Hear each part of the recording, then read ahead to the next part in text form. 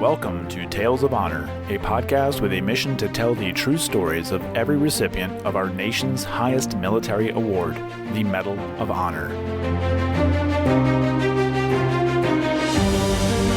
Hello everyone, and welcome to another episode of Tales of Honor podcast. This is episode number 434, and I only have one birthday to go over today. That birthday is August 4th, 1979, and belongs to Mr. Edward Byers. He turns 42 years old today, so a very happy birthday to Edward Byers, a former U.S. Navy Command Master Chief Petty Officer. Man, that is a mouthful of a rank. So that is all I have for today, and we're going to move right along, keep on trucking on with the Vietnam War recipients with today's episode number 434. Walter was born on the 7th of December, 1944, in Memphis, Tennessee, and when he was born, his father, George, was in the Army and deployed to Europe, where he was captured during the Battle of the Bulge and was held as a prisoner of war.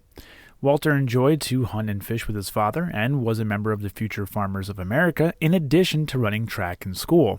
He graduated from Nicholas Blackwell High School in 1963, and 2 months later, Walter and his brother, Bobby Joe, enlisted in the U.S. Marine Corps. After completing recruit training at Parris Island in February of 1964, he was promoted to private first class and was then assigned to Camp Lejeune as an ammo carrier and promoted to Lance Corporal. Walter returned to Parris Island in November of 1965 as an instructor and also had an additional duty at the U.S. Naval Academy, training midshipman marksmanship.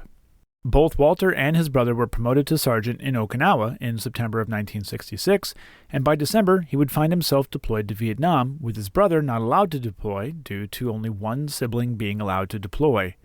It was Walter's actions with Company A, 1st Battalion, 9th Marines, 3rd Marine Division, on the 24th of March, 1967, that would earn him the Medal of Honor. The citation reads, "For conspicuous gallantry and intrepidity at the risk of his life above and beyond the call of duty, Sergeant Singleton's company was conducting combat operations when the lead platoon received intense small arms, automatic weapons, rocket, and mortar fire from a well-entrenched enemy force.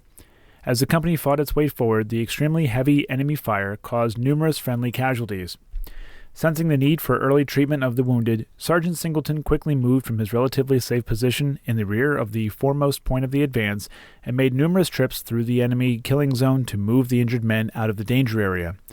Noting that a large part of the enemy fire was coming from a hedgerow, he seized a machine gun and assaulted the key enemy location, delivering devastating fire as he advanced. He forced his way through the hedgerow directly into the enemy strongpoint. Although he was mortally wounded, his fearless attack killed 8 of the enemy and drove the remainder from the hedgerow.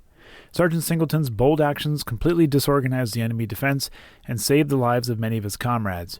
His daring initiative, selfless devotion to duty, and indomitable fighting spirit reflected great credit upon himself and the Marine Corps, and his performance upheld the highest traditions of the U.S. Naval Service." Walter's body would eventually be recovered from the hedgerow and returned to the States, and his parents received his Medal of Honor on the 4th of September, 1968, from the Secretary of the Navy in a ceremony at the Capitol's Marine Barracks. Walter Keith Singleton is buried in the Memphis Funeral Home and Memorial Gardens in Bartlett, Tennessee, Masonic Garden, Lot 243, Block C, Space 1. He was joined by his father in 2000 and his mother in 2005, and his name appears on the Vietnam Veterans Memorial Wall, panel 17E, line 39.